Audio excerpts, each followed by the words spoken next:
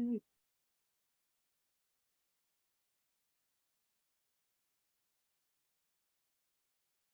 good evening, everyone. I'm Phil Stasek, past president of the Space Coast Progressive Alliance, and we're welcoming you to another one of our first Thursday events. Tonight is called Being Black in Florida. We're going to be examining many of the issues that are facing our Black citizens and things that are happening which need to be discussed. They need to be aired, and hopefully we're going to have some interesting action items for you as we progress with this event tonight. We have a wonderful panel of 3 speakers that are going to be looking at issues that are facing Black Floridians. First would be Angie Nixon. She is the Florida State Representative, District 13, author, entrepreneur. She's going to be our leadoff speaker, followed by Russell Drake. Russell is a senior systems engineer, motivational speaker, author. Sorry, I dropped my paper. Hey, he's also the founder and CEO of Build Black Daily. Also, we've got Jabari Hosey, software engineer, manager, co-founder, Families for Safe Schools. And these 3 folks on our panel tonight are going to be examining, as I said, issues that have dogged our state for many years. But anyway, we're going to get more into that as we get up to the panel. And one of the things that we always encourage all of you who have joined us is that you will have a chance to join in the conversation. After the panel discussion, we'll have a Q&A, and that will allow you to talk to our wonderful panelists and express your own experiences, but more importantly, to ask questions of them. We always encourage good discussion during our Q&A session, and we encourage our panelists to chat with each other too. It always makes for a more interesting evening. I would like to pass the mic over to our president, Karen Houston. And I would like to thank Karen because frankly, she's one of the primary people that made our event tonight possible. So Karen, you have the floor. Thank you, Phil. And good evening, everyone. I'm so thankful to be here today. Thank you to all the wonderful panelists that we're going to have today. Speaking about a very timely subject in Florida. Black people in Florida, how we are faring. And I just want to say that, I'm the producer of this program for this particular time, but without the help of the Action Projects Committee, I wouldn't be able to do what I do, and nobody else that produces a program for the monthly event. So I'm so thankful to the Action Projects Committee with SCPA. They're wonderful. We have a wonderful relationship here at SCPA, and we're hoping that more of you will join us. And so you can always check out whatever's happening with Space Coast Progressive Alliance by going to scpaflorida.com. And that's Florida spelled out, scpaflorida.com. And in the meantime, our next program is going to be the Florida Marijuana Legalization Initiative 2024. So we hope that you'll join us. That'll be Thursday, September 7th. And we hope that we'll see you all on that. I've learned over the years that marijuana has a good point for a lot of medicinal values for people. So try to join us if you can. So I'm going to turn it right over now to our treasurer, Carol Becker, to give you a little more information about memberships and contributions. Take it away, Carol. Okay, thank you, Karen. We welcome everybody to join our organization. As Karen said, you'd go to scpaflorida.com. We have family memberships for $35, individual memberships for $25, and student memberships for $10. If you're not comfortable putting your credit information on the website, you can snail mail a check to SCPA PO Box 412, Melbourne, Florida 32902. And we'd welcome you to join. Thank you, Carol. Also, we're going to have action items that will be provided to us by the speakers. So we ask all of our speakers every time we have one of these events to please come up with some action items. And once you have come up with them, we hope that everyone will take heed to whatever they suggest and do something with them, not just sit back and come to these wonderful events and not do anything beyond that. So we're asking our speakers to provide us with action items, and we hope that you all will adhere to those and do something with them. I'm gonna give it back to Phil now. Take me off Thank you. the hot seat, Phil. Thank you, Karen. I appreciate it. Madam President, thank you for your service. And thank you for making tonight's event possible. We always like to open the mic to anybody who would like to talk about community announcements. We know that there are things going on in our community that people like to share. We also like to give the floor to those that are running for office in our community. Just taking a quick look, I saw that we have a couple folks that are candidates. If you have an event, please raise your hand. And the way to do that is on a Zoom event is whether you're using an iPhone or an iPad or a laptop. Look for the little reactions button. You click on the reactions button, and then it says raise hand. And when you do that, you'll jump up, and we can recognize you, give you the floor for a minute, and you can tell us about your event or your candidacy. So those that would like to speak and with some kind of an announcement, we would encourage you to raise your hand and we can recognize you. Let's see. I know that we have a couple of candidates. Daniel McDowell, do you want to take a moment? Oh, Daniel, sorry about that. You think I know where that raise the hand thing is? I've been on here so many times. Thank you, Phil, for helping, bailing me out on that one. You're Appreciate welcome. it. Welcome, everyone. Good evening, and good to see a lot of good friends here. And I am a member of SCPA as well, and have been since we moved here in 2010. I am the sitting councilman from West Melbourne and small business owner, and and grandfather of 7. And most importantly, what I'd like to announce is that I am running as a candidate against Bill Posey for Congressional Florida 8. And basically the differences are vast. He has voted for things that I just can't support, and I couldn't be any different. He's anti-women's rights, anti-gay rights.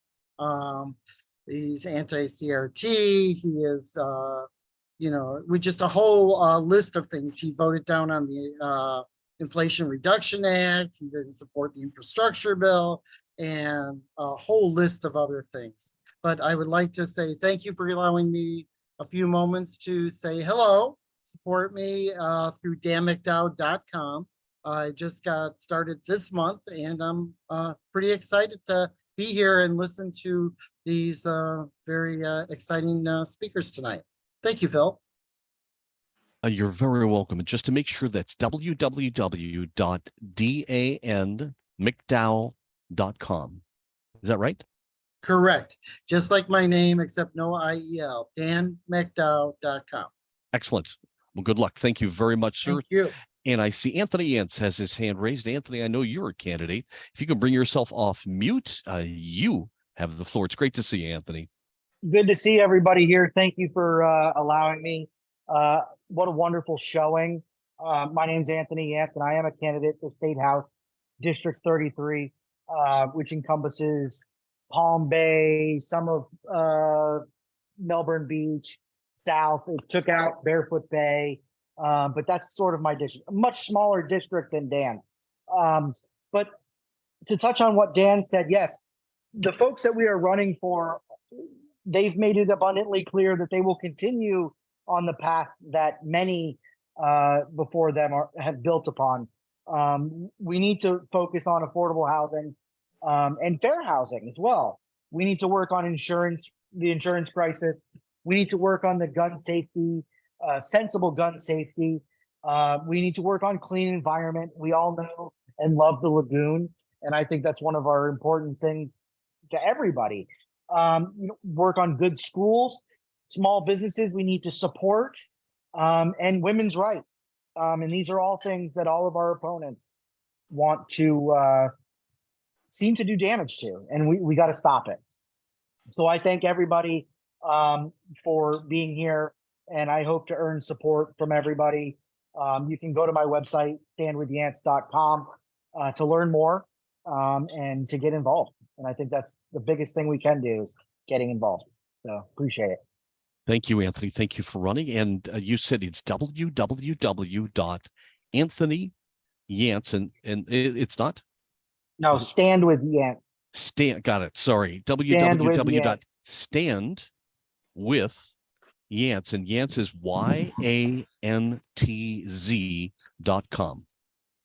So Correct. anybody that might, and I'll tell you what, we know, and we've said this forever, the Space Coast Progressive Alliance is a nonpartisan organization that is open to we open the floor to anybody that wishes to speak. We also say all politics is local. You know, tonight everybody's watching television to see what's going on in Washington, but I'll tell you what, we know that these local positions are very, very, very important, maybe more important than what goes on in Washington for many of us. And so all politics is local. Find a candidate, support them any way you can, whether it's money or a little bit of time. Used to be, completing envelopes, but these days, whatever way that you can help a candidate, pick a candidate. And we're not endorsing candidates here, but we're just basically saying pick one, do something, make the world a better place.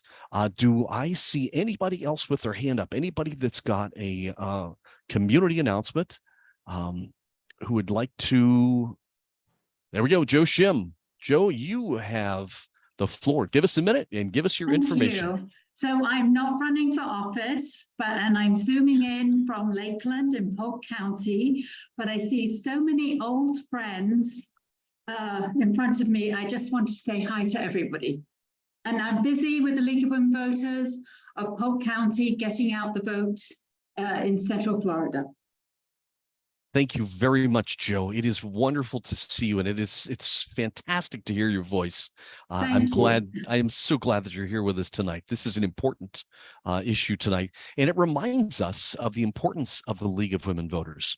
The League of Women Voters of the Space Coast, of course, is our local organization. We encourage people to check them out, join them if you can. That one of the things that they produce that's so valuable is the little yellow folder that's got all of the contact numbers for your elected officials. That is worth a lot, and it's free. They give them out for nothing, and we always thank our friends from the League of Women Voters. And Joe is an old ally of the Space Coast Progressive Alliance, so it's great to see you here. Anybody else have a community announcement? It looks like we do not, and I'm going to proceed in that case. Again, I would like to remind those of you that are just joining us that you're on the Space Coast Progressive Alliance First Thursday event. Tonight's event is called Being Black in Florida.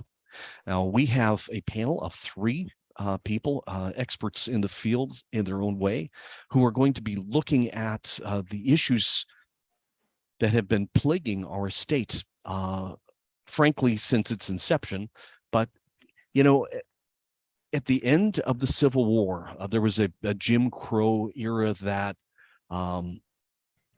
was, frankly, some of the most disgusting, heinous, horrible things that you could hope for outside of slavery, limiting people's right to free speech, to access to voting, freedom to live safe lives.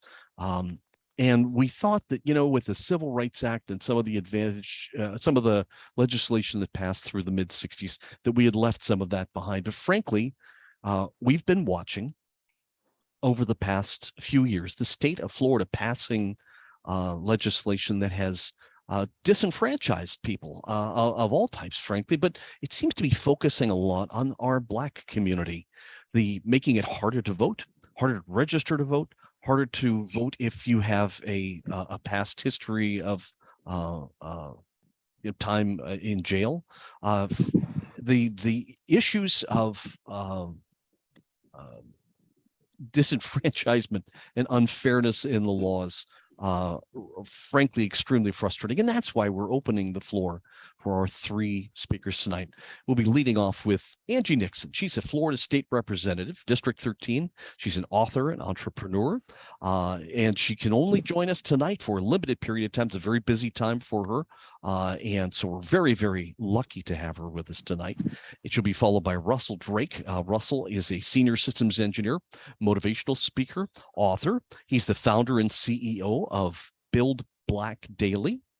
Also, Jabari Hosey, and he is a software engineering manager, co-founder of Families for Safe Schools, a very powerful community activist in his own right. And we have these three wonderful speakers.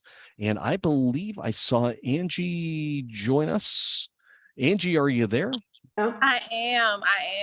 Ma'am, you have the floor. We are so glad to have you. Welcome aboard. Hi, thank you so much for having me. I love the Space Coast. I have I have family and friends down there, so it's great to be with you all today. I am State Representative Angie Nixon. I am based out of Jacksonville, Florida, Duval County, Duval, home of the future Super Bowl champions, the Jacksonville Jaguars. So, gotta manifest that type of stuff. And so,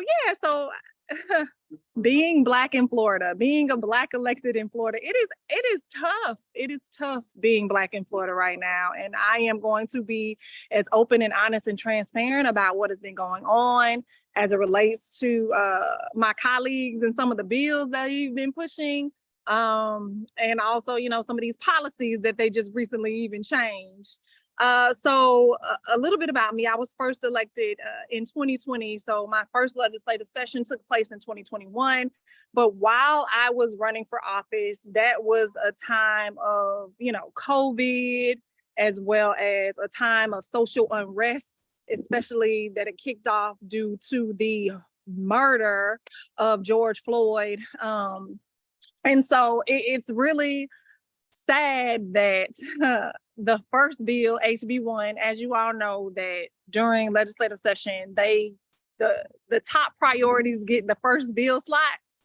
And so HB1 was a main priority for Governor Ron DeSantis and the Republican Party in 2021, and it was the anti-protest bill. They pushed this bill because of the majority peaceful protests that took place across our state, across our country. And they really, they became afraid of Black people who were tired and sick and tired of being killed unjustly by the police. And they pushed that bill, making it harder for us to congregate and to protest, allowing us to potentially be labeled as a mob based on very subjective scrutiny from police officers. And so imagine that is the first bill that comes up, and that's really basically debated on the floor in the Florida House. And that was my welcome to the Florida House. Since then, we have seen an unprecedented attack on the Black community here in our state. I do not bite my tongue when I say that Ron DeSantis is a racist. He illustrated who he was when he was debating Andrew Gillum, when he was running against Andrew Gillum, just the things that he said, the comments he made, the way he moved. And he has time and time again really just shown us who he was. Myself and my colleague, Representative McCurdy, we led a peaceful sit-in on the House floor when we learned that the governor was attempting to eliminate over 50% of minority representation in Congress, which went ahead and passed, but that was unheard of. He was interjecting himself into a process that was reserved for us as far as being legislators. And so that has taken place. Also, we continually see now just the attacks on academic freedom, especially academic freedom that, talks about our past and the bad parts, right? And does not seek to sanitize it or sterilize it and whitewash it. And now he's in essence just, trying to ban that. And so it has been a tough, tough fight these past 2.5 years that I've been in office. And hopefully we're able to really kind of wake people up in regards to it. As Mr. Field was saying earlier, you know, they saw that a Black man got too close to the governor's mansion. And so they started rolling back all these voting protections, right? Like they made it harder for us to do vote by mail because we came out in record numbers in regards to vote by mail. They're now making it harder for us to register voters because they know that there's a bunch of groups that were out there registering voters. And it's really important for us in our communities to like let folks know like all of the things that are going on and how all of this stuff is negatively impacting us. This past legislative session, they passed HB1 again, which was a bill that they like to label school choice. When all actuality, what it does is it allows millionaires and billionaires to be able to supplement their children's education with an $8,500 educational voucher each year, right? I'm sorry, but I don't want to pay for elite billionaires and millionaires to send their children to corporate schools, to private corporate schools that don't have any accountability. And so what this is going to do is it's going to basically gut the public education system. That money has to come from somewhere, right? And we know that the majority of Black kids, the majority of kids in general, like 90% of our children get educated within the public school system, 80% within traditional public schools. And so you got to ask yourself, like, why are they doing this, right? And I think it is by design, it is intentional. It is for them to, again, in public schools as we know it, if you notice or if you listen to them on the House floor in committees, they start saying things like failing governmental schools, these failing government schools. They're already trying to push that narrative that all these public schools are bad, right? And it's simply because their friends and family, you know, they own charter school companies. They own these private schools, right? They're getting kickbacks, right? They own the buildings or the land where they're leasing charter schools at or private schools, right? And also, you know, when you make more money off our kids in prison, why would you choose to educate them? So I think it is a direct way for them to continue and expand the school to prison pipeline, which, as you all may know, Black children are oftentimes disciplined more, expelled more, all those things in school than their counterparts. And so it looks very bleak right now. However, where I get hope is, you know, the amount of pushback that he's facing right now, and the fact that we are raising awareness about all the bad things that have come out of Florida and the fact that Governor DeSantis is hurting people. And folks are on the ground and coming together and really trying to organize around that, right? Organizing around the fact that he's trying to ban books and he's banning AP classes. There was another AP course that was banned today, AP psychology, because they don't want us to teach our kids about sexual identity and expression and orientation and gender identity and that type of stuff. And like, we should be in the business of creating culturally sensitive children, right? Like, I don't understand. I'm literally hosting a mental health town hall right now, and then to receive the notice that he's banning AP psychology, I'm like, what is this, right? And it's absolutely absurd. But you know, like, we have to continue educating people about what's going on, right? And we have to write op-eds and, you know, organize and knock on doors and go spread the information to folks so that we can take back our state, right? Like, he's continually attacked our freedoms. But this is our state, right? Like, we shouldn't be going anywhere. And it's so crazy because he has bigger issues than these culture wars that he's created. The fact that we have an over 8,000 educator shortage, him banning books and banning things like AP psychology is only going to exacerbate that, right? And so the fact that property insurance is on the rise, rent is on the rise. I don't know if y'all know, but we suffer from the highest inflation rates in the country. Florida does. Florida is also now the least affordable state to live in. Florida, not California, not New York, but Florida.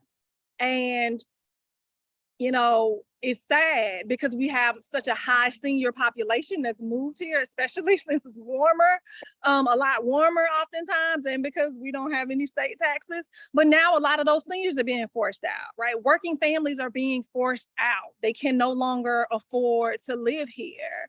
And so it's going to be really, really, really important that we send the country a message, right? And send Governor Ron DeSantis a message yet next year, this year too, right? But when we stop him, like, we have to stop this man in his tracks. We have to hand him an L when he's running, you know, in the primary. And so I know y'all are progressive, but y'all need to tell your friends and family, like, have those conversations about not the culture war things, but around the fact that, again, we have the highest inflation rates in the country, that we have such a massive educator shortage, and like that college professors are leaving, right? They're leaving. So who's gonna teach our children to become doctors and lawyers and things like that, right? And engineers, right? That's going to affect us as a whole in our state. And so we don't want to continue on this downward spiral. And the way that we stop that is by breaking up this super majority, this GOP super majority, and by stopping DeSantis in his tracks and continually voicing our opinions publicly, and really just organizing and having conversations.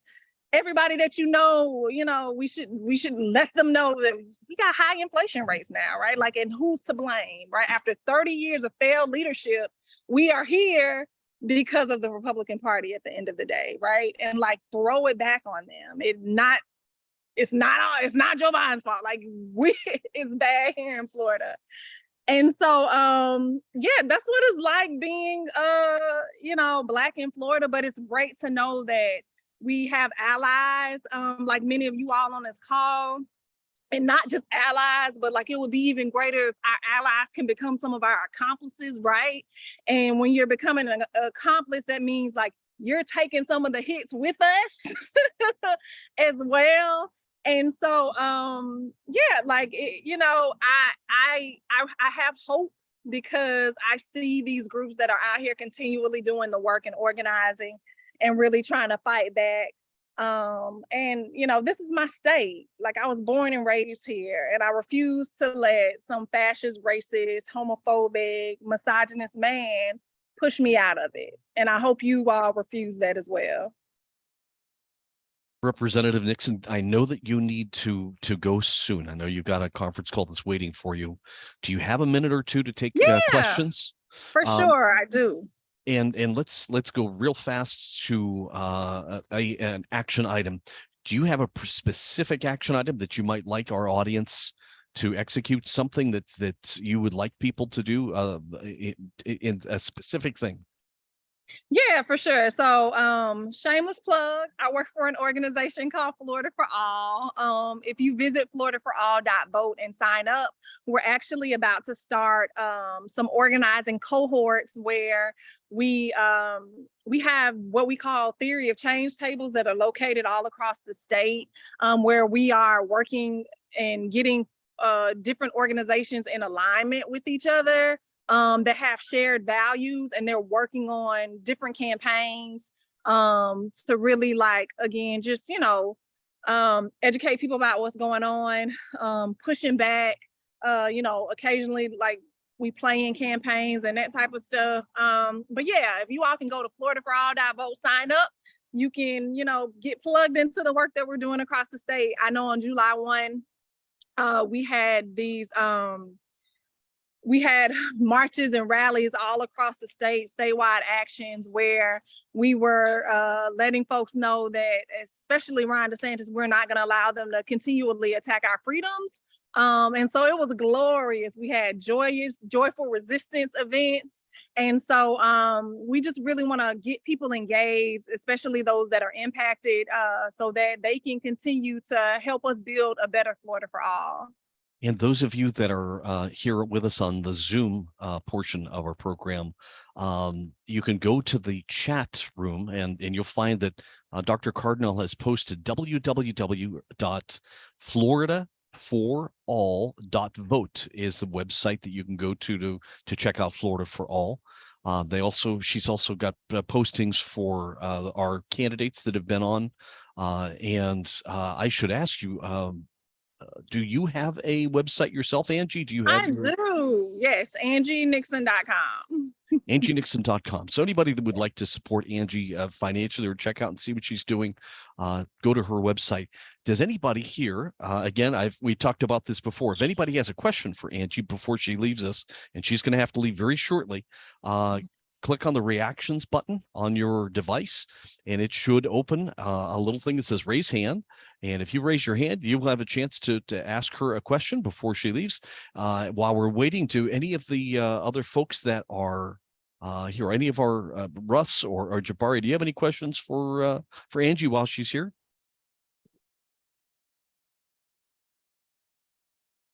We're standing by if anybody's got a question for Angie. I'm sure people do. The question is how to get that hand raised in the reactions. I'm looking to see if I see anybody with their hand. It looks like Miss Joyce has her hand up.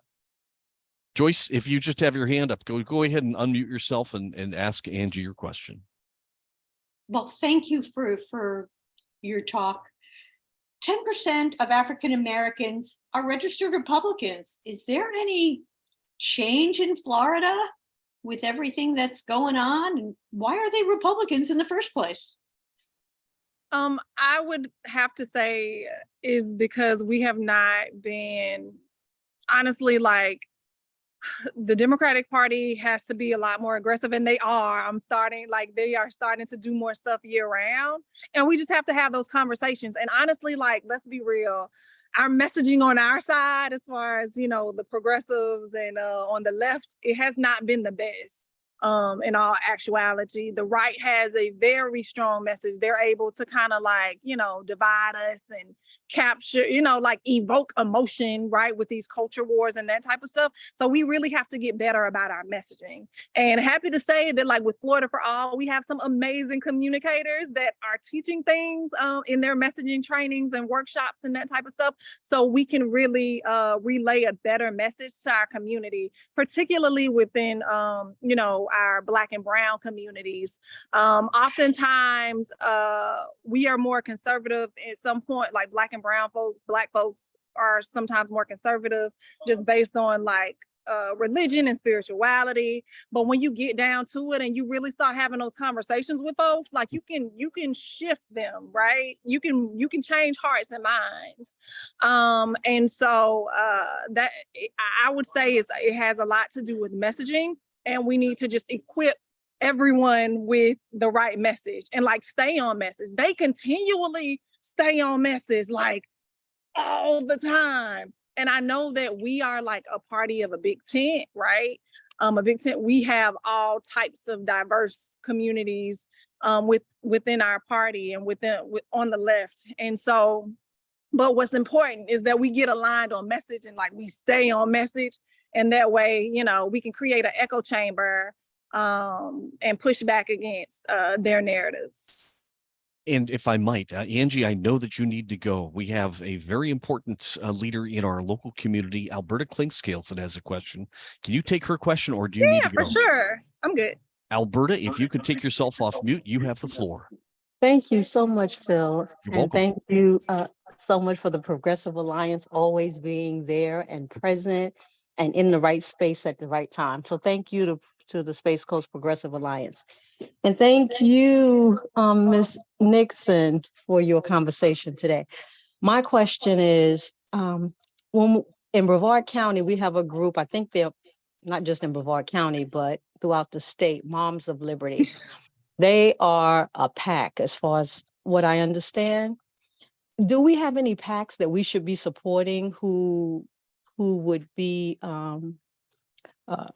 interested in pushing the agenda to correct these wrongs that are happening in the state of Florida as it relates to education, as it relates to the economy, those types of things? Is there a PAC we should be Again, considering? shameless plug, Florida for all. Like we are doing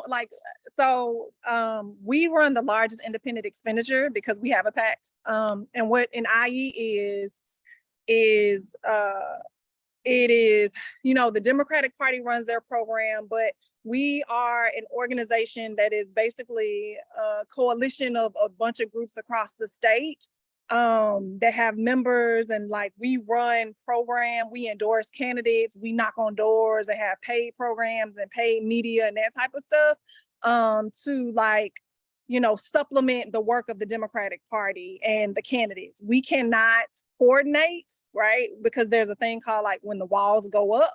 And so, sometimes we are able to go into more communities and some more organizations and have conversations around like the importance of voting and the issues and talk about issues. And like when the Democratic Party can't go into those communities, and we're able to kind of push out a message that is aligned with, our values.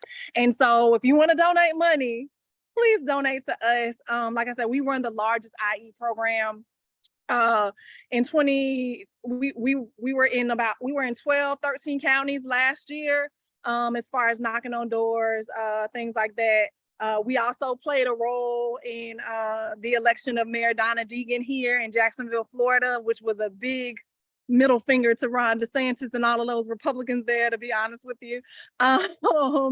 And so we want to continue to do that type of work and really, like I said, organize these tables across the state and get folks aligned so that we, again, can be aligned on messaging. We can be aligned and like reaching out to the community and so much more. And I believe everybody on Thank this you. call should be a member of the NAACP as a voice of reason in the community. Yep. And Angie, I know that you have very limited time. What's your status? I mean, I'm right outside the event, so it's it's fine. I can take probably 1 or 2 more questions if anyone has any. If anybody's got a question, and I'm sure that we do, it's a matter of getting your hand raised so that we can identify you. Do Russell or Jabari, would you have any questions for? Russell has a question. Yes, I do. First, Representative Nixon, thank you for presenting your excellence. Love the work you continue to do in Duval and around the state of Florida. My question is, I think a lot of times we're behind the 8 ball on things that come down, and we're surprised when we see something like House Bill 1. Is there anything that that's coming down the pipe that people are going to probably be disgusted at? And if so, is there a recommended action we can take in advance so we're not reactive to it? Yeah, I think there's going to be more money. There's going to be more vouchers and more money awarded to private schools this year. I believe we should be prepared for more kickbacks, unfortunately, to insurance companies. They just don't want to do right by us. And of course, even more attacks as it relates to members of the LGBTQ community. Some amendments were passed to kind of lessen the blow of some bills, but those may, come back up. But I can definitely, because we have a legislative and policy director. I have a call with him, our one-on-one tomorrow. So we can definitely give kind of a list of some things to be on the lookout for. We can provide that to you all. Thank you very much. That's an important heads up. And we have one last question. And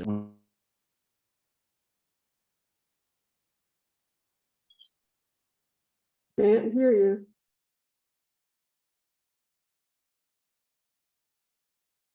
Do you hear Phil?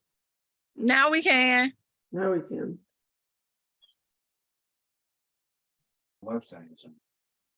Go ahead, Larry. I hear you. Oh, there you I are. hear you, Larry. There you go. We've got you, Larry. Go ahead. Yeah, I'm wondering, since we've put out warnings for Black people traveling to Florida, and ever since then, I've been wondering if anyone is keeping track whether the arrest, stopping, or incarceration rate for Black and brown people in Florida has gone up with recent DeSantis initiatives. You know what? I don't know, but I think that would be a good thing for us to track. And I'll lift that up to our data team. Not sure if we would be able to have, I'm not sure if we have the capacity for the entire state, but definitely in some of the key regions, we can possibly look at that. But I know we're also starting to track everyone that has issued travel bans. So, if you hear of some, let us know, because we're trying to just keep tabs of that so that we can talk about the negative economic impact that he's costing on our state. Thank you, Angie. And I'll tell you what, I would ask you to please do stay in touch with our president, Karen Houston. I know that when you have information for us, please, Karen wants to know, and Karen can give you feedback from us as well. We are so honored to have you here today for us. We know your time is precious. We know that they're waiting for you. In fact, I would, everybody, if this was in a room, we'd all be standing up to give you a round of applause, standing ovation. Thank you so much, Representative Nixon, for all that you do for us. It is so important that you're there for us in Tallahassee and to give the voice to the rational voice in the room. So thank you so much for that. No, for sure. And thank you for having me. And again, I will definitely stay in touch with Ms. Houston. And I see some former candidates on this call. So shout out to y'all for answering the call, and let's take back our state. Hallelujah. We're in this together. Thank you so much. Thank you. And for everyone else that's with us here on our event, we're moving along. We're very, very fortunate to have had Representative Nixon tonight, and she was very pressed for time.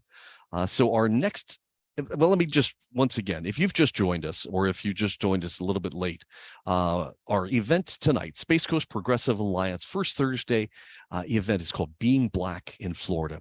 We have two more wonderful speakers on our panel, and they're going to be covering the same topics we've been covering. Our next will be a senior systems engineer, motivational speaker, author, and founder, CEO of Build Black Daily. And that is Russell Drake. Russell, you have the floor.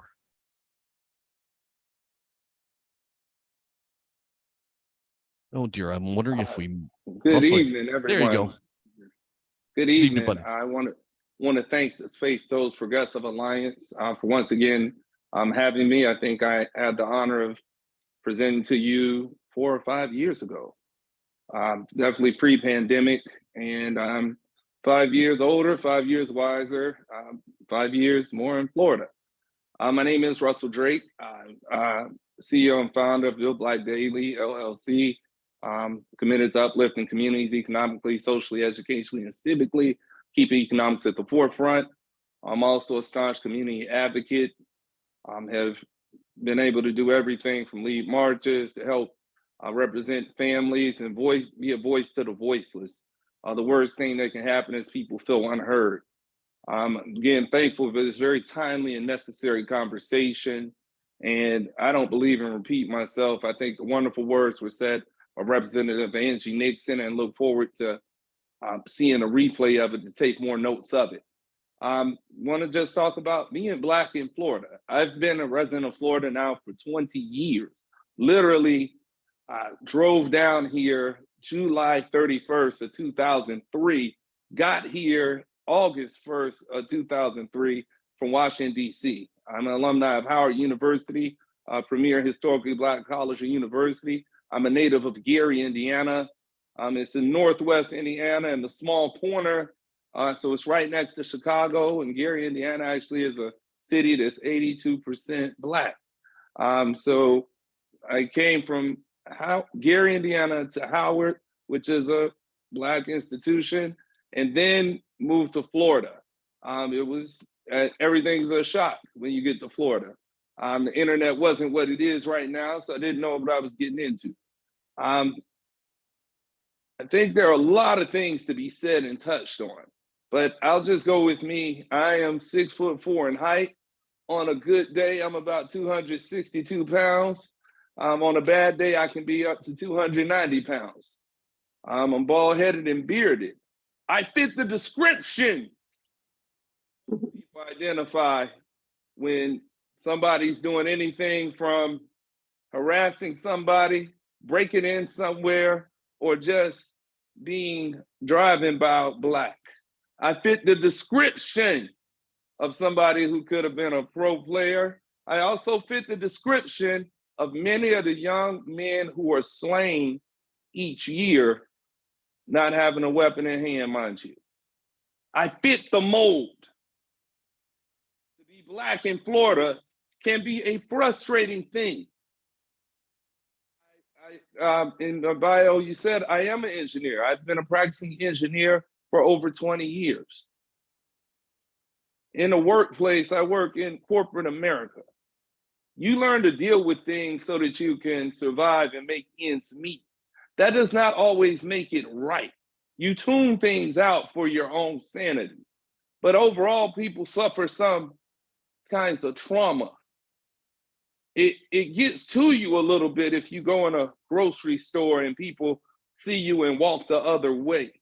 It gets to you when you're jogging around the street and people look at you weird. It gets to you when you get stopped in different neighborhoods and they say, oh, I couldn't find your license tag. Let me see your license. Let me see your insurance. Where are you going, by the way? It gets to you when these things happen. You think it's gonna happen once, it's gonna happen twice, it happens every year. It gets to you when you hold different political affiliations on your vehicle and you get stopped more often than not. All these things have happened to me and many others. I am a product of two parents who were college educated, both even attorneys.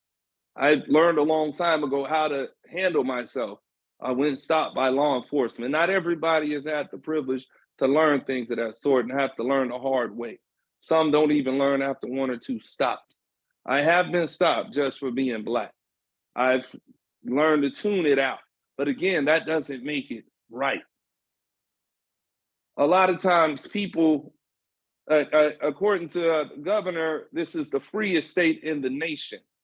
Let us just go through some things and see how, if it's the freest state in the nation, why are we making it almost a crime to learn some of the true history of the nation? Put this in perspective. A state that's so ashamed of the national history, they make it a crime for you to truly learn it. I want you to pause and consider on that in itself. So in the state, we deal with what we deal with just as Black people. It's very frustrating when you see policies that are taking rights away. In 2023, we shouldn't be taking anything away from people. We should be expanding more. So it's a sad thing when you see people take away rights, or you see people penalized for wanting to take AP African American Studies and not being able to get credit. It's a sad thing when you see groups on the college campus, like the National Society of Black Engineers, not able to get some funding to do some things. I'm a member of the National Society of Black Engineers. I've been so for 25 years. I stand with them in their decision not to come to the state of Florida. Because it's been vocally said that Florida is where you come for woke to die. Florida is where you come for diversity, equity, and inclusion to die. An organization like the National Society of Black Engineers was founded almost 50 years ago, 1975 to be exact, at Purdue University. It was founded explicitly for diversity, equity, and inclusion. Studies showed us up to 1987, only 2% of the science, technology, engineering field were Black. Only 2%, probably less actually, that's a high number. Right now, that is up to about 11%. And what that does is you get more people the opportunity to perform. I've been good at math. I've been good at science. Studies show that 80% of education is motivation. When you see somebody that has something in common with you, you have more of an opportunity to seek to do it.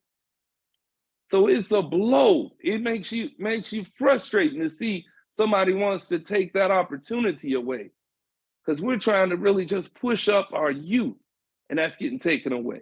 That's just one thing that makes it frustrating. In another sense, there's some people who are scared, who are literally scared being Black in the state of Florida, so much so that they're making plans to exit it. They see the writing on the wall.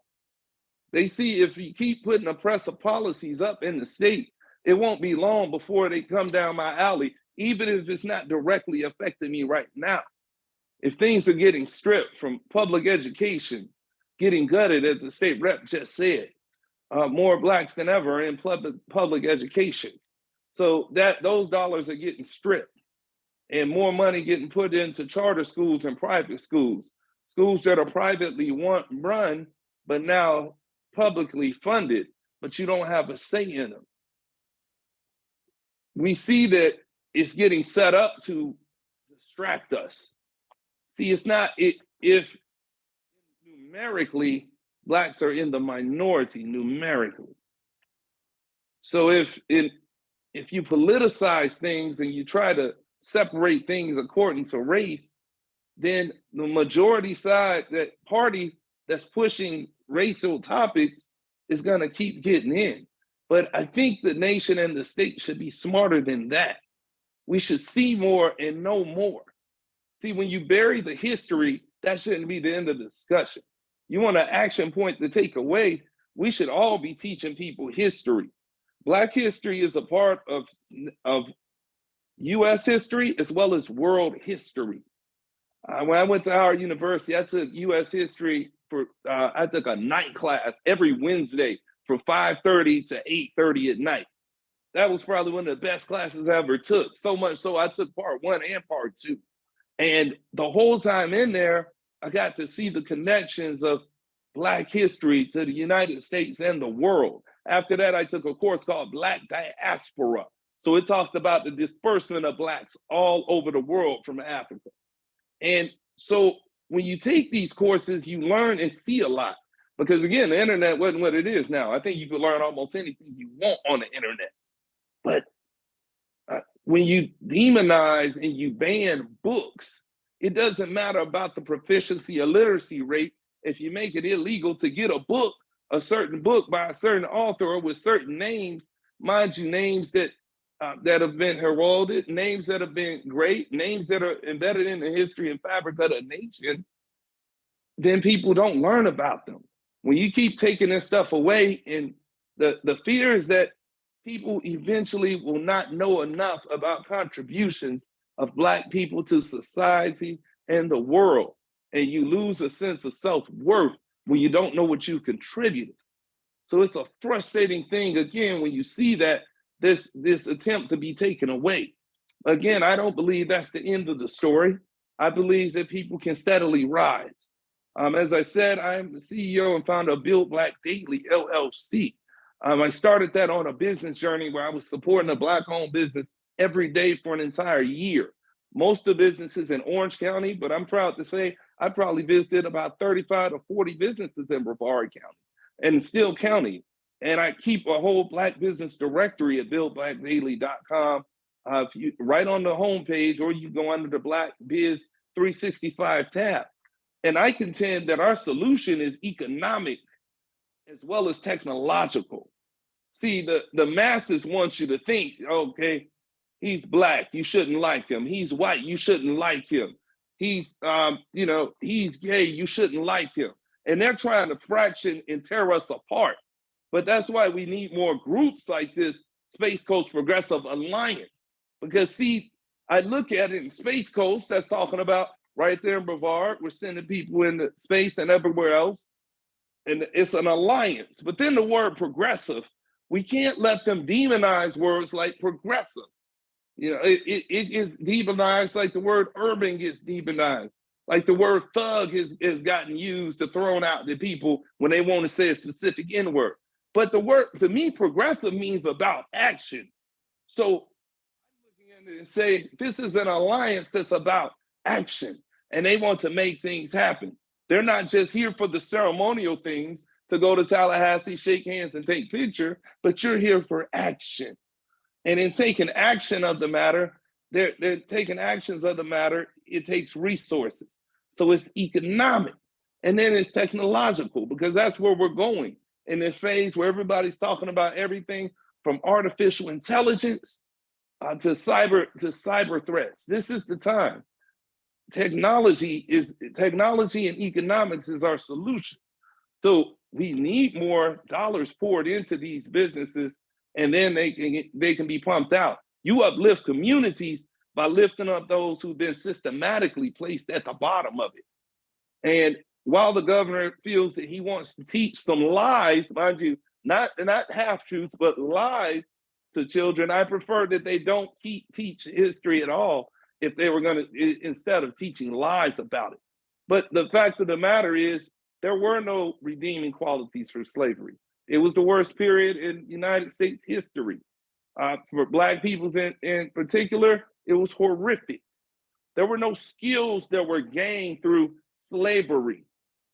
The skills that were gained were brought here from Africa.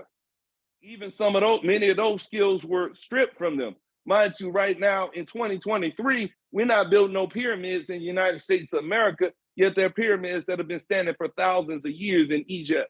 So the knowledge was already there. The skill was already there. They were doing it. They were stripped and separated, and families dispersed all over the place. There was no redeeming quality about it. It's a shame.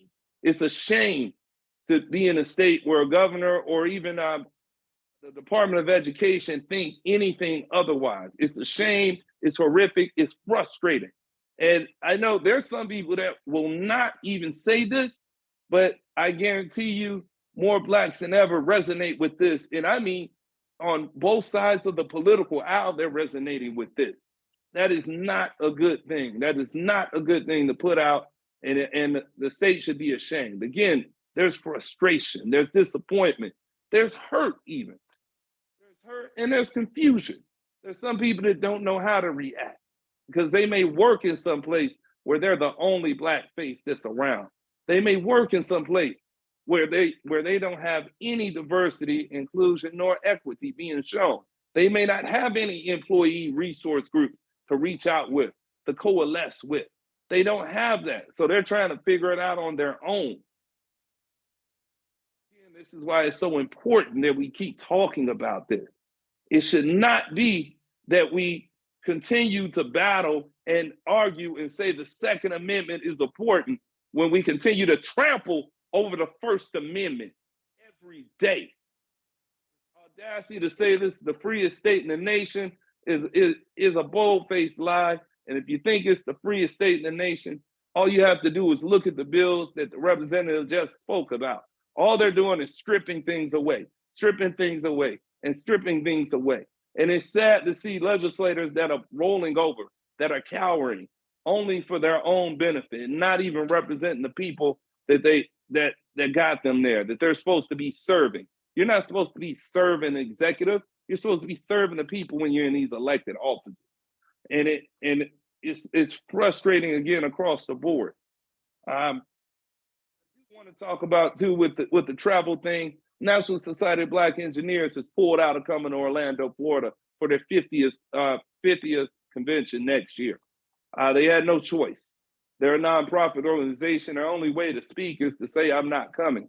Otherwise, they can't pretend that it's business as usual when they don't like what's going on. They'll be moving into Atlanta. I am, however, part of a fraternity, Omega Psi Phi Fraternity Incorporated, that is coming to Florida, coming to Tampa next year. I do support the Omega Psi Phi coming to Tampa next year. But we're not just coming just to have a good time. We're coming to sow into the economy of businesses that push causes of like-minded people.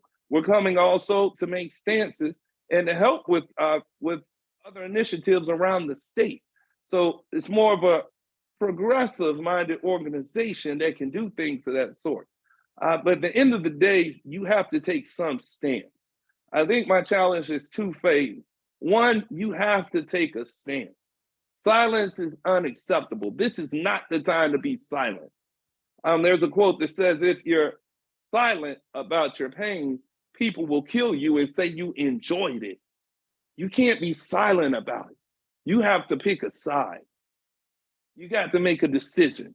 You got to take some stance. You got to do it for you. You have to do it for your family. You have to do it for your culture. You have to do it for your people.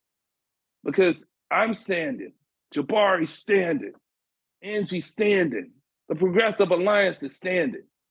Everybody needs to stand. There is strength in numbers, and everybody needs to vote. Your vote matters. If votes didn't matter, there wouldn't be so many bills trying to strip things away right now for it. I thank you for your time. I thank you for the opportunity. And again, my other challenge is to continue to support Black businesses when given an opportunity. There is a directory at buildblackdaily.com, and we're working around the state to get more directories out as well. Thank you. Russell Drake, you are a fantastic speaker. The room is giving you a round of applause, and we thank you so much for being here, taking your time. This is a good night to be able to hear rational people tell us what we really need to hear. I know one of the things that I cued in on is this issue of those of us who fail to learn from history are doomed to repeat it. Good books to read: the 1716 Project, a big information-packed book. One that I personally love here is about Harry T. Moore, the story of a local hero here in Brevard County. If you've not read this book, if you live here in Brevard, go get it. This book tells the story of Harry and Harriet Moore. Of course, it's always good to go up and visit the site up in Mims. It is mind-blowing. It's really, really important for us to understand this. When I was young, I remember reading the book Roots, and it changed my world. And there are lots of books to read, lots of things to see. But those of us who fail to learn from history are doomed to repeat it. And we know what's happening in the state right now, and it's not good. So thank you so much. Do you have a quick action item, something, maybe one or two action items? We talked about action, voting, very, very important. What can you tell us about a good action item? Yeah. First, I would say everybody needs to make sure their information is updated in registering to vote. A lot of things have changed.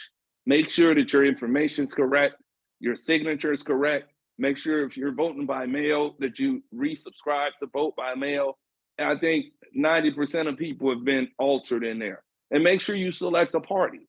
If you wanted to select a party, you have to check the box for a party. If you go update your stuff at the Bureau of Motor Vehicles, they will not tell you to select a party, and you'll be updating, and you'll be registered as a non-party affiliate voter, and then you'll try to vote for somebody you want to in a primary, and you won't be able to do it. So make sure you take, I know some people are like, well, I've been voting for 30 or 40 years.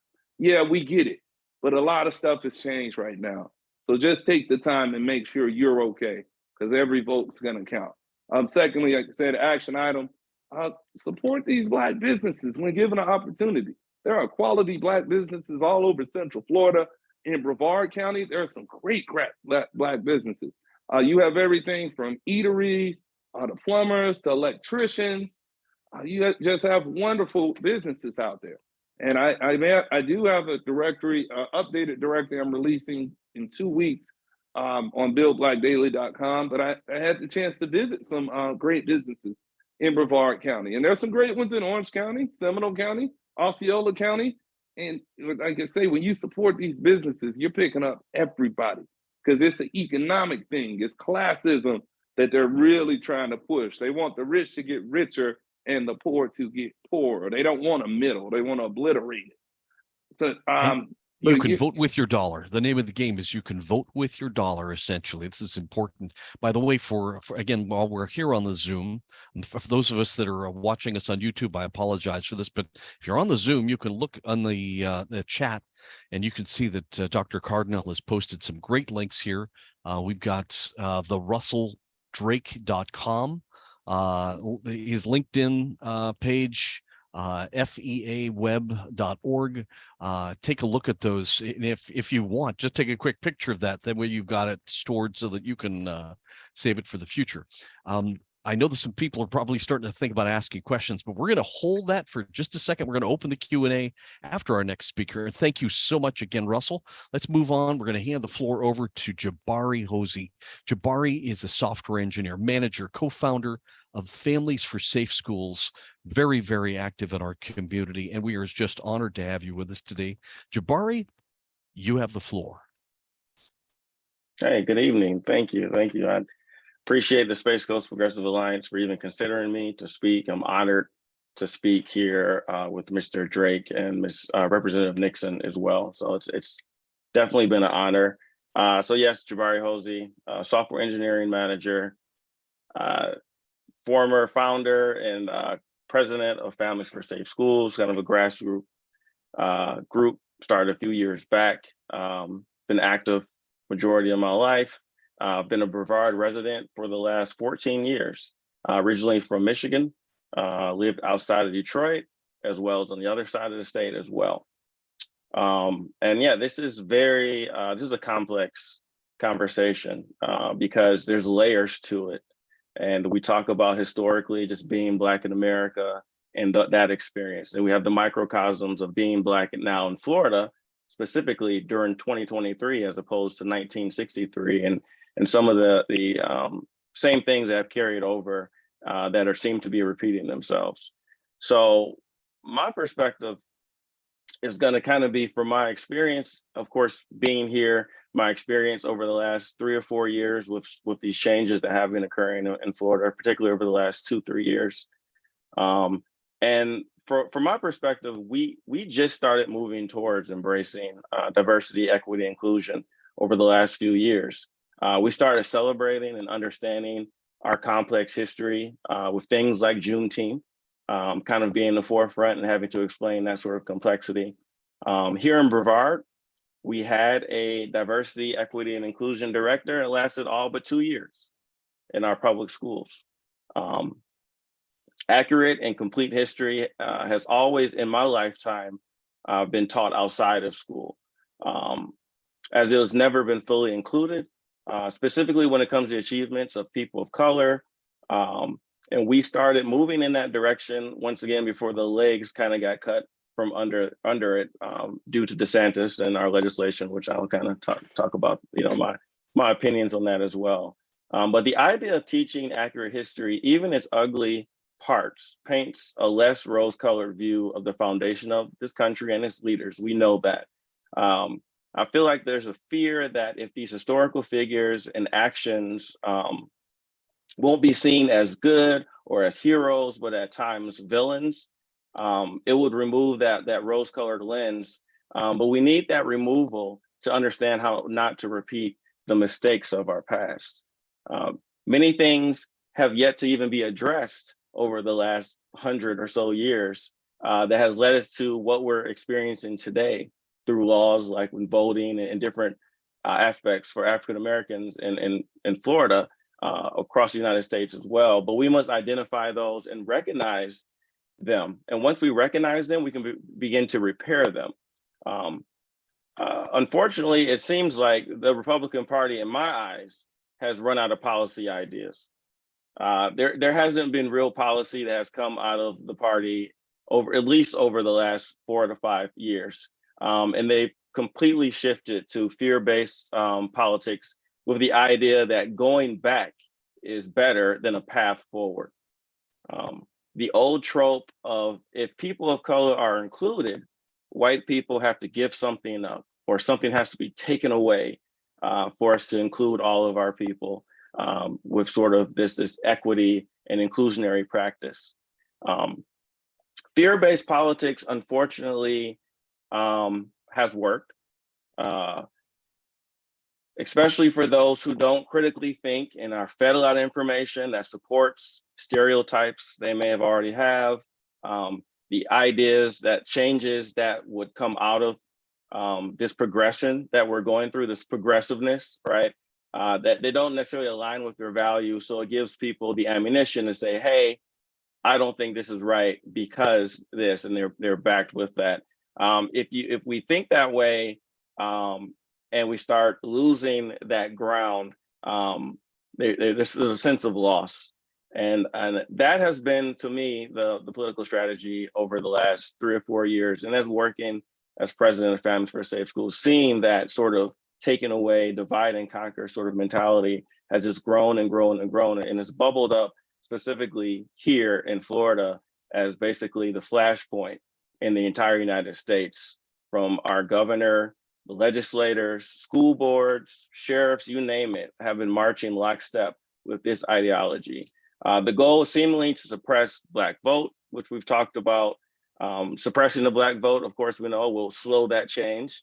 As you heard, there's a large percentage of African-American voters who have been registering to vote, as well as turning some elections because of their action in some of these larger scale elections.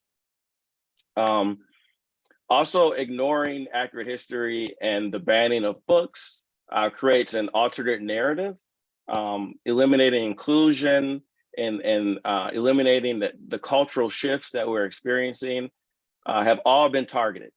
They've been targeted in private sector, public sector, education, higher ed, all have been targeted.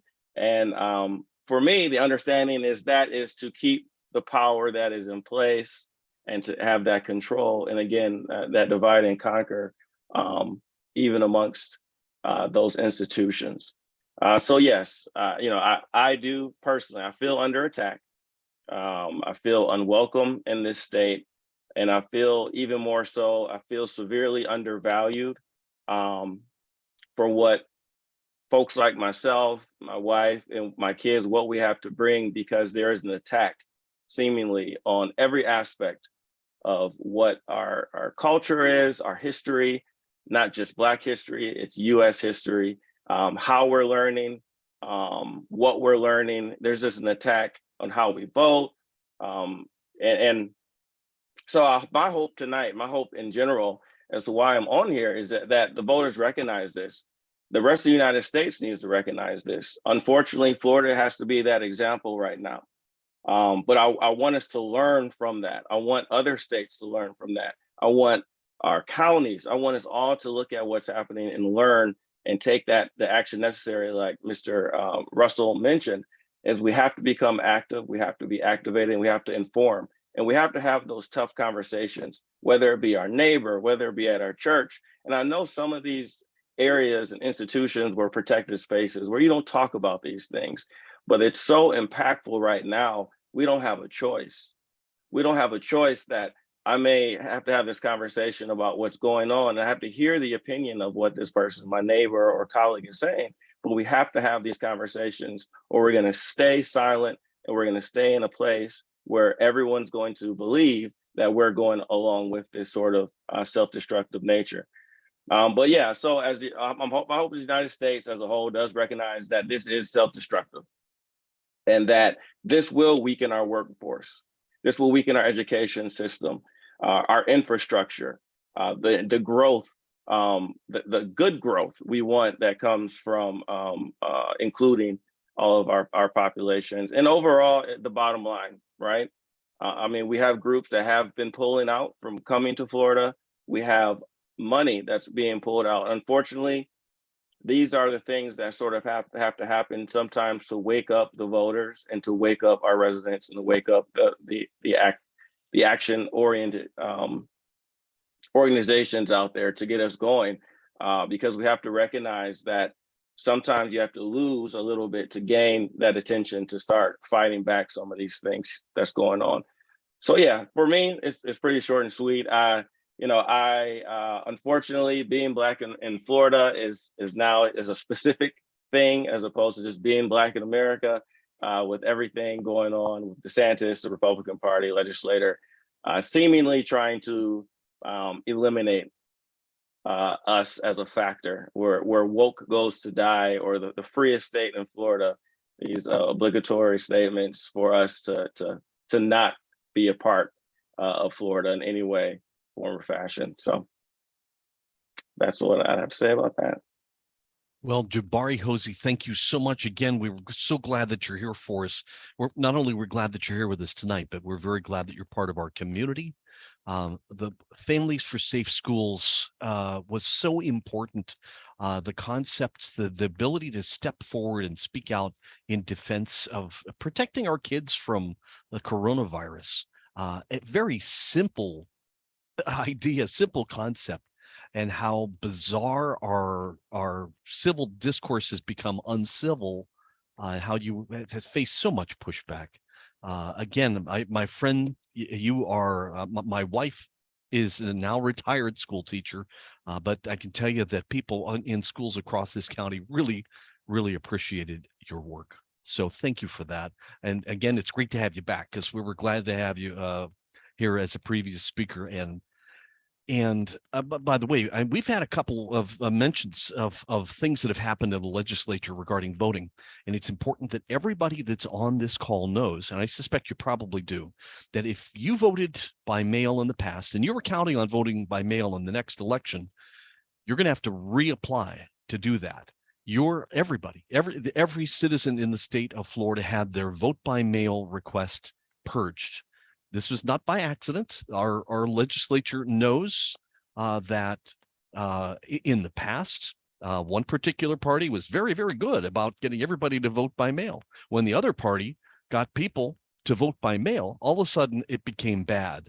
And the truth is, the lies associated with accuracy, inaccuracy of voting by mail it's just wrong. Voting by mail is effective, and it brings more people's voice to our democracy. So if you vote by mail, if you voted by mail in the past, you're going to have to request the opportunity to do that. Here in Brevard, it's actually very easy. You can go to the Supervisor of Elections website to do that, and it's your voter registration is still there. It's still safe, but your vote by mail request is gone. So I love to vote by mail. I'm used to fly for a living, and if I couldn't vote by mail, I would have missed voting most of the time. So voting by mail gave me a voice, and I know it gives many people a voice. So if you're in a nursing home or someplace where it's hard to get to a polling place, voting by mail is important. So let us not only watch out for ourselves, let's watch out for our family members and our friends. And if you like voting by mail, and I strongly encourage it, renew your vote by mail directly with the Supervisor of Elections. I know that, in fact, we mentioned it earlier. I think Russell either mentioned it or Angie did, the fact that third-party voter registration organizations that help people register to vote, like the Space Coast Progressive Alliance, we've done a lot of voter registration in the past. Many of those third-party voter registration organizations are now stepping back and holding, because our state legislators passed a law that literally fines those organizations. If you make a small mistake, there's some error in a form, and that can be associated with your group, the fines can be up to $250,000. What it is it's literally stifling voter registration across our state. And the reason is that, hey guys, everybody that's on this call, they don't want you to vote. Forgive me for babbling on, but I know we've heard a couple of different people talking about these issues. This is serious business, and this is something that we all need to talk about straight up. So again, Jabari Hosey, Russell Drake, fantastic points that you've made. And by the way, Jabari, did you have an action item specifically that you would like our audience to address? Yeah, I mean, mine is similar to that. Voting is so key. We had two candidates on here, Dan McDowell, Anthony Yance, supporting their campaigns as they move forward. And I think also, I just want to add, just having those conversations, that though they could be uncomfortable, I think it's a time now where we need to have more conversations about what is going on, and just having those discussions, I think, are important going forward. Well, I'll tell you what, I think it's time for us to open the floor to our audience. Those of you that have been patiently waiting, I'm going to remind you that this is our chance for you to ask questions of our panel. We ask that you please limit your questions to 3 minutes so that everybody gets a chance to ask a question. And again, no matter what your platform, whether you're on a phone, on a pad, whether you're on a laptop, you should see a little button that says reactions. Click on reactions, and then within that, there's a raise hand. It'll raise your little hand. We can see you. We can call on you, give you your chance to ask questions. And when you ask your question, please identify yourself, and then ask which of our panelists, or if both of the panelists, should answer your question. So I see again an old friend of the Space Coast Progressive Alliance, an old friend, Alberta Clinkscales. You have the floor, Alberta. You've got the question. If you can unmute yourself. See, Alberta is working on unmuting. There she is. We got you, Alberta. Can you hear us? Oh. Hey, Alberta, if are you able to unmute yourself? We cannot hear you.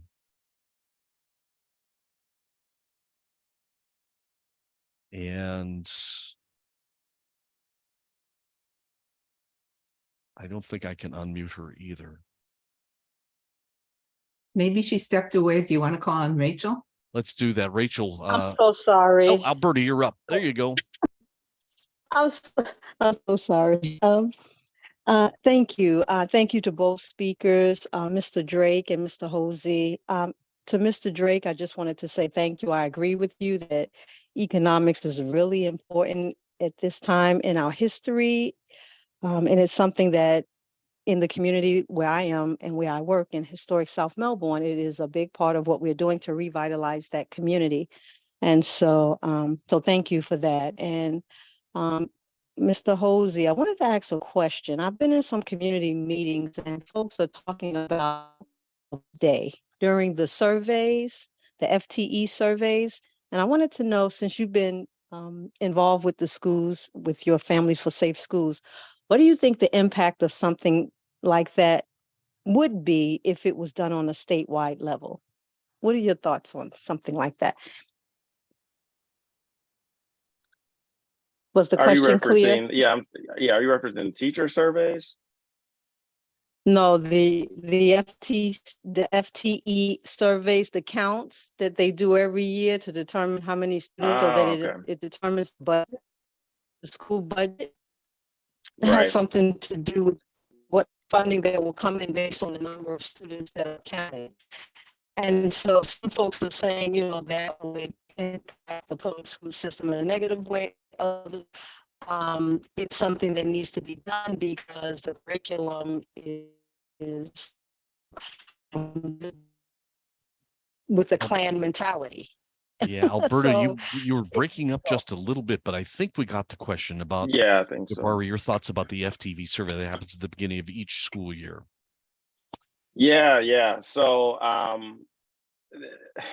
it's complex, right? It's a little complex. It's not as straightforward. The one thing that we know, charter with the vouchers, you know, funding is trying to be stripped away from our public schools.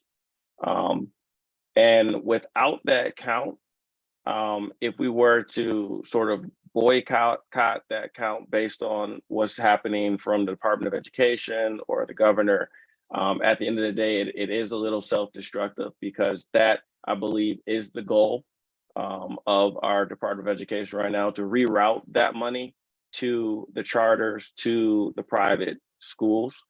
So I'm all for the counting, whatever we can do to stick through the funding. I think there are other ways to try and combat the legislator changes. But yeah, I think we still need that, because I think the goal is to strip away as much funding to our public schools as possible. Alberta, okay, there we go.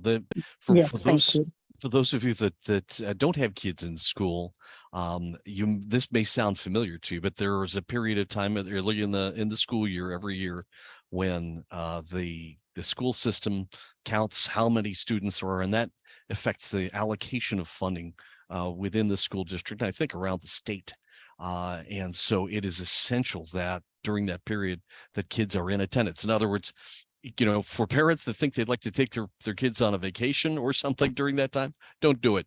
You want your kid to be, every kid to be in the classroom so that they can be counted, and therefore the school can get credit for having that student. It's very, very, very important in funding our students the way it is right now. So thank you, Jabari.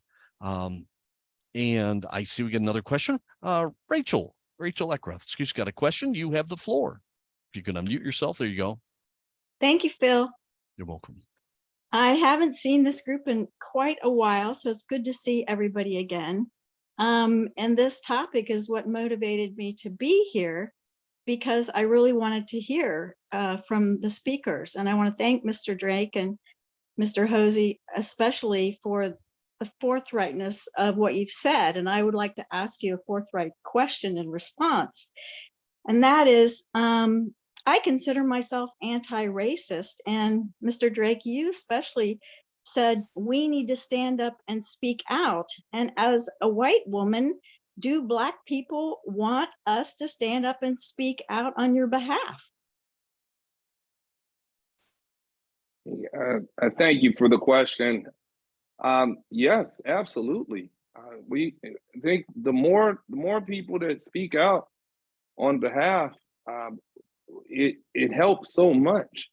There are people that think along the same lines and they don't know how to get it out or how to word it or even to strike up a conversation. But most people know the difference between right and wrong. I mean, most people know that this is not right.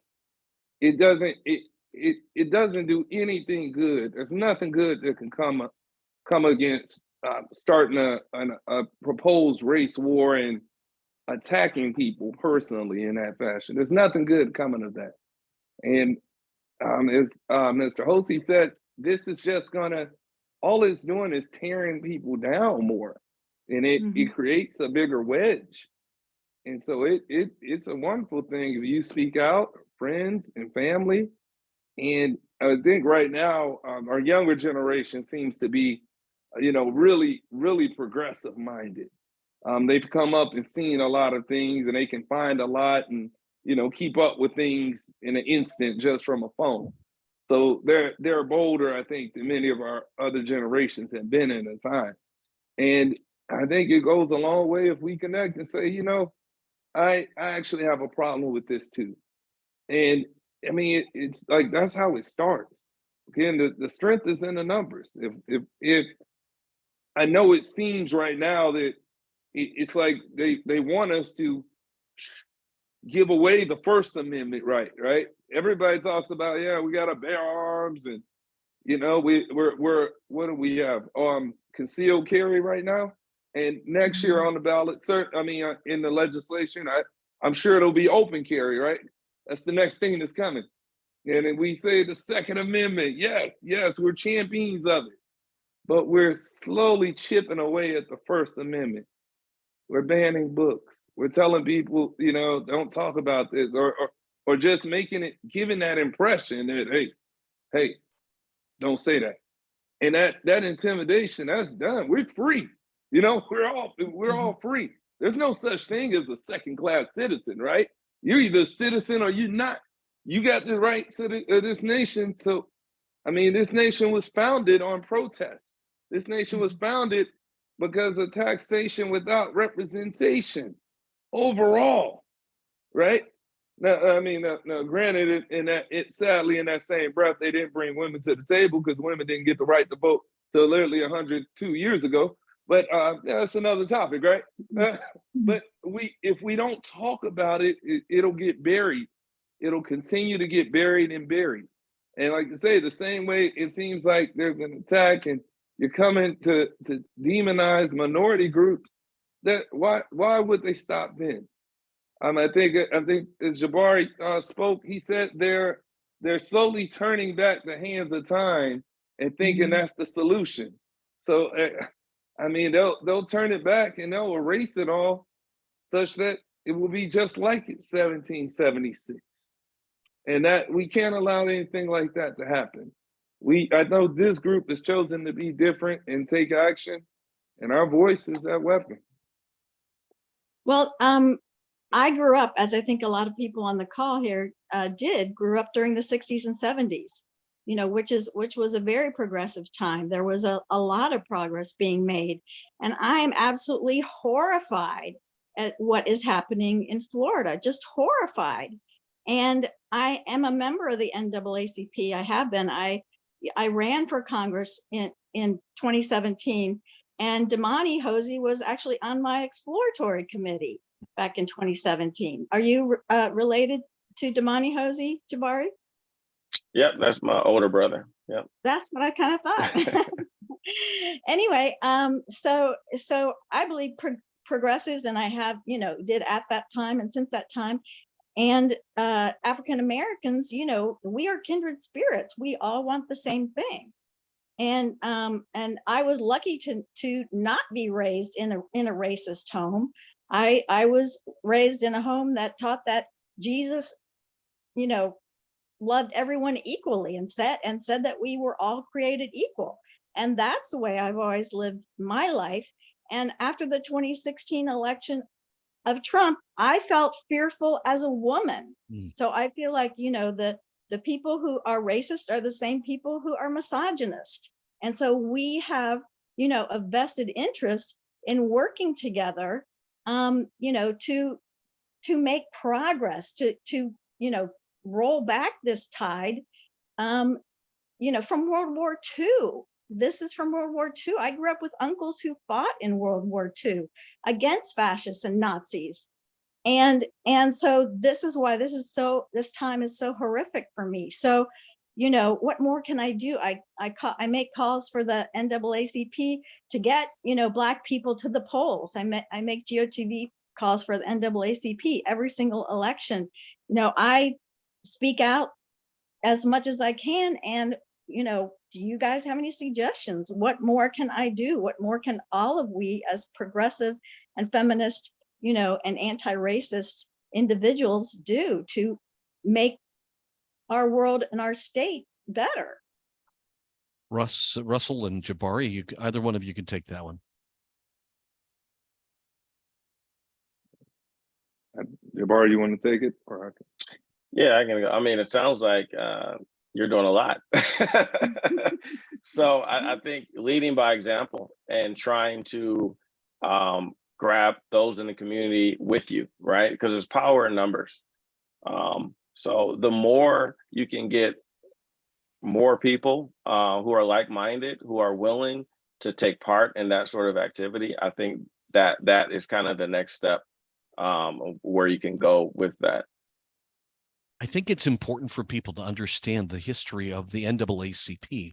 When it was originally founded, it was founded because people of all backgrounds were willing to step forward together. You are a successful society when a Black man can step out to speak in defense of a white man, when a white woman can speak out in defense of a Black woman, when the Muslims are supporting the Jews, when the Christians support, when we all recognize that we're all in this together. And if you're somebody that's being threatened, that I'm willing to step forward to protect you, defend you, stand with you. You know what? Hey, that's a successful democracy. That's a successful society. This is a lesson that we all have to really believe and act on. It's great to hear you guys say this. I know that we've had somebody with their hand up for quite a while, and that's Carol Becker. Carol, if you have a question for Russell or Jabari, you have the floor. Okay, thank you. It's kind of more of a comment. And Rachel, I grew up in a racist and abusive home. So I feel like I've come a long way to move away from all of that. But I just wanted to point out to everybody, just to make you aware, that on the August 28th, 1963 was the March on Washington for Jobs and Freedoms with Martin Luther King Jr. That's where he made his I Have a Dream speech. The 60th anniversary is coming up on later this month. And on the 26th of August, there's going to be another March on Washington. I'm a member of my mind just went totally blank. I'm a member of the It's a military group that's very progressive. And my mind just went totally blank on the name of it. But Is anyway, it Vote Vets by chance? no, it's I'll think of it in a minute. But anyway, I'm going to Washington, DC on the 26th And to march on Washington. And so I'm really happy that I'm able to do that. It's kind of like my action item for the month. So thank you. Carol, is it common ground? No, it's up. Let me look it up because my memory isn't what That's it okay. I'll tell you what, let's ask be. Russell and Jabari if they have any thoughts about that. The opportunity to go on a very historic date to a very historic place for a time, something that's very, very, very timely, a demonstration of all of our solidarity. Russell, Jabari, either of you? Yeah, I mean, just to piggyback a little bit off of what you said, Phil, earlier, progress doesn't happen in a silo. So we have to have like-minded individuals coming together and advocating for change. It can't just be only Black people trying to do these things. It has to be a collective community. But sorry, Russell, I didn't mean to cut you off. Go ahead. No, you're good. You're good. And I think to add to that, I mean, we're not monolithic in our efforts. And if you don't go somewhere and learn and see something and bring it back, then you're really not able to move as forward as you would like. And part of the reason it even has kept me in Florida for 20 years, I mean, I went to school in Washington, D.C., and I said I wanted to see something different. And even with different mounting challenges down here in the cultural environment, I said I still want to stay because Florida needs people to advocate for them. Orlando needs people. Brevard needs people. We're under, we're under attack, and we don't have enough people. But because we're fewer in numbers doesn't mean that it's the end of the story. I believe that while we're outnumbered, we're not always out organized, and we can organize and do better. So it can start right here, and we continue to organize. So I need your number, Jabari, so we can connect and see how we can continue to build and push up and get good candidates in office who can help pass policy to help people and not hinder people and not block people. And that's it. That, at the end of the story, at the end of the day, everybody wants to be heard. Everybody wants to feel like their voice matters. And it doesn't sound like it so much. So I think it's wonderful that the sisters going up there on the 26th to the March on Washington for the 60-year honoring of it. Yeah, and that happened 60 years ago. And I mean, I hope that, you bring some knowledge back. And I hope people are just knowledgeable about the first March on Washington in 1963, as well as the attempts to have a March on Washington going back to the 1940s. As well as a couple of people who were supposed to speak at that March on Washington in 63 that didn't get to speak. In particular, James Farmer Sr. was jailed in Louisiana, and they wouldn't let the man out. He was supposed to be one of the big six speakers. So, I mean, there's just so much knowledge, and you're right, Jabari, nobody taught me that in school either. But there's so much, just a wealth of things to be brought back. And when you're in that environment, it's inspiring, because it can be depressing. It can, it's traumatic. It's trauma that we face when we're sitting here and you feel oppressed and you're labeled because you're in a group called Space Coast Progressive Alliance. Oh, I can't deal with him. And it's like, what? We're people. We're people. We work. We do everything. We do the same thing you do. Because you have a stance of action and equality, people want to demonize you. Are we really in the United States? Is this the freest state in the union? Doesn't sound like it to me. But yeah, I applaud any efforts that you do. And to the sister spoke about the call she make, you're doing the part. I think it just takes everybody to reach one and teach one. So, you're doing your part. Can I reach my cousin? Can I reach my sibling who's kind of given up? And everybody reach who they can. It takes that relationship to reach people and reach people. If we keep trying to reach the people, I think we have a real opportunity. And I see Larry Abdullah's got his hands up, or hand up. Larry, you have the floor. If you can unmute yourself there. There you go. Okay. One of the things that was a little hopeful, actually, it may sound ironic, is the battle between Disney and DeSantis. Because here we have a corporation that actually stood up for gay rights.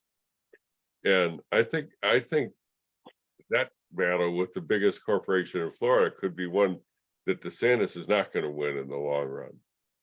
So my question is about some of these other corporations, particularly the defense industrial complex corporations like Harris, Lock, whatever is in Melbourne, which is greater and greater. Space corporations. I wonder if any of them are stepping up to this or considering it, because they benefit by having people want to come and work in Florida and having an education system that works with the professors leaving. And so do you have any idea if there's any other corporations, or if the defense corporations, which are supposed to be diverse, are standing up? Well, you've got a couple of engineers in the room who I think could probably address that, both of them. And I think it's important that NASA, one of our local employers, very, very important, has been on the forefront of speaking out as well. So yeah, for either of you guys, both of you, actually, for both of you, please, from the engineer's perspective, your corporations, what do you see? That's go ahead. Sorry. I'll try this one first. It's interesting. So all the corporations are a little different. I do know. So after the tragic murder of George Floyd, I think there was an awakening across the nation and world, and many of the defense companies started contributing the funds, like the NAACP and other causes that they thought could directly impact and help Black communities overall. Many of them reached out to do things in communities that had not been done before. I think right now, I haven't particularly seen anything, but there's a lot of stuff that's happened in Florida is kind of brand new. And, they have to see exactly what comes of something completely.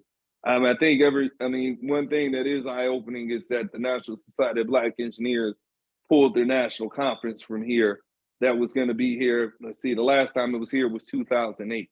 So it hadn't been here in 15 years. And I'm sure some companies are looking at like, whoa. And I think they're just going to start to analyze as more things start to happen. And if there is a growing trend of people that say, you know what, I'm not taking a job in the state of Florida. So I think their response will be definitely incumbent upon what they see. And again, many of these laws just went into effect, July 1st, right? So yeah, I think they got to evaluate and see things of that sort. But I think it's a great question, and I'll be sitting front and center to see what happens. And Jabari, your experience? Yeah. So I'm not aware of any speaking out. I don't think there will be much. I think eyes will be on this private versus government battle situation going on. But I will say, to kind of go over what Mr. Russell had mentioned, is in the wake of George Floyd, that did make some changes that widespread. Companies kind of recognize that the need of diversity, equity, inclusion, to have these conversations. I personally work in private, so I work for the Home Depot out of Atlanta, Georgia, who's embraced that. And I'm a guy, we're both in engineering, so analytics, metrics, the numbers, right? The data, that's what we want to follow when it comes to trends. And it goes to show that productivity goes up, morale goes up, all of these things go up. Revenue goes up when you embrace diversity, equity, inclusion, you celebrate. I go on and on about that topic. And something I mentioned, when I spoke originally, is that this is going to weaken our workforce, that if we do attack these areas, we will not get the best of the best to work in these facilities. We will not get folks who are traveling from San Diego. I know engineers all over the United States. I have friends all over the United States, and they're not wanting to come to Florida, no matter who recruits them. So that is going to hurt us in the long run. And trying to get DeSantis out and start changing that and making us more favorable or back to where we kind of were before. I think that would be helpful, but we're definitely, I think we're going to see some economic blowback, at least from the workforce standpoint, because of these changes and these attacks from the governor on businesses. I'd say that the more voices that you have at the table, the more diversity you have among your team, not only is that better for democracy, it's better for the economy. So even if you don't really care about hearing the voice of your neighbor, the fact is, if he puts money in your pocket, hey, I guess maybe that's a good thing. So it just strikes me that all of us in this state should be reminding our elected representatives that you may be out there to run for president, and good luck to you, buddy. But the truth is, the responsibility of growing and maintaining our state should be at the top of the governor's list. And I see we have our president, Karen Houston, who's had her hand up for quite a while. Karen, it's your chance to take the floor. And certainly you have a story to tell as well, I would imagine. Oh, I always have stories to tell. You have to limit it to 3 minutes though, ma'am. I'm telling you. I just want to say to Rachel, Thank you for what you're doing. Doesn't matter how small it is or whatever it is, but yours is not really small. But that's what we have to do. We have to have, as Russell and I think Jabari both said, we have to have that hard conversation sometimes. And I don't know if anybody noticed it, but here I am, the Black president of I'd say predominantly white organization, but even though we're progressive minded, our members tend to be more Caucasian than anything else. And I get along fine with it because I don't mind having that conversation. But I like to say about the Progressive Alliance, they all have a mindset. They're willing to have this type of program. They don't shy away from any type of conversation. And that's what we all have to have. And when we started civil rights, when civil rights was started, there were people like you, Rachel, who stood up right along with our people as we were marching. We can't do it alone. And so we need people like you. If it's on the phones or whatever it's at, we need you. And don't be afraid to walk up and say hi to somebody. I do it all the time. I'm surrounded. I work with labor. I'm surrounded with people that I have smoothed over my way, but they probably would not normally be engaged with me, on a daily basis. But they see me differently now because I'm not afraid to have that hard conversation. So I appreciate you guys for saying that part about the hard conversation. We have to have them. And I think we can progress and get away from this foolishness that we're dealing with right now if we start to have more hard conversations with people that we wouldn't normally have that conversation with, of different political backgrounds, different thoughts, all that. So thank you all. Thank you guys. You're wonderful. I appreciate you all for saying yes. And thank you all. And thank you people like Rachel. Thank you for being able to get out there and do something and not being afraid to. So that's all I wanted to say. Thank you, Karen. Thank really you a for question. the validation. I appreciate your validating me. And I just want to say thank you so much for, all of y'all, everything that you're doing, Karen, at, this organization and everybody who is speaking out and stepping up. And I'm a person who's never met a stranger also. So I can relate to what you're saying, Karen, that I speak with people and sometimes I get strange looks and people ignore me, but but I just go ahead and, make sure I treat everybody as equal and be friendly to everyone. And come on back and join us, Rachel. I don't know if you joined us, everybody on the screen tonight. We'd appreciate you joining up. Come on back and let's do this thing together. Thank you. Thank you. I appreciate this organization. I really do. I had come to some of your meetings up in Melbourne when they were, held in person. You're a very unique group and, very kindred spirits. And so I appreciate it. So anyway, thank you, because I know sometimes when I watch documentaries and things, I see, that Black people are saying, we don't want white people's help, and all that. And so that's why I'm kind of in this limbo about what, do I help, or, is that like When Helping Hurts? I think there's a book by that title. So, but I want to suggest to everybody, if you haven't already, to consider being a poll watcher. I did that in 2022 for the first time, and it was so empowering for me because, I have this passion burning in me, and I want to be out there on the front lines, on the vanguard, protecting democracy. And being a poll watcher, not a poll worker, but a poll watcher, is such a great way to do that. And the Democratic Party gives the trainings, really good, excellent trainings over Zoom that we got. And then at the polls, our job is to make sure that everyone has the right to vote, at least a provisional ballot at that polling place, or at early voting, depending on what it is. So if you want to be out there on the vanguard, on the front lines, protecting democracy, please be a poll watcher for the Democratic Party in upcoming elections. Hey, Russell Thank and you. Jabari, would you like to pitch in? This is an interesting little conversation that formed here between Karen and Rachel. But would you either of you guys like to put in your 2 cents worth in this conversation? I can, and I think about being a poll watcher is wonderful. I think it's also important to work the polls, to work as a clerk or volunteer with some organization to work the polls. Most counties are paying you for it, and they can go to an organization as a fundraiser. But two, you help make it more welcoming for people to vote.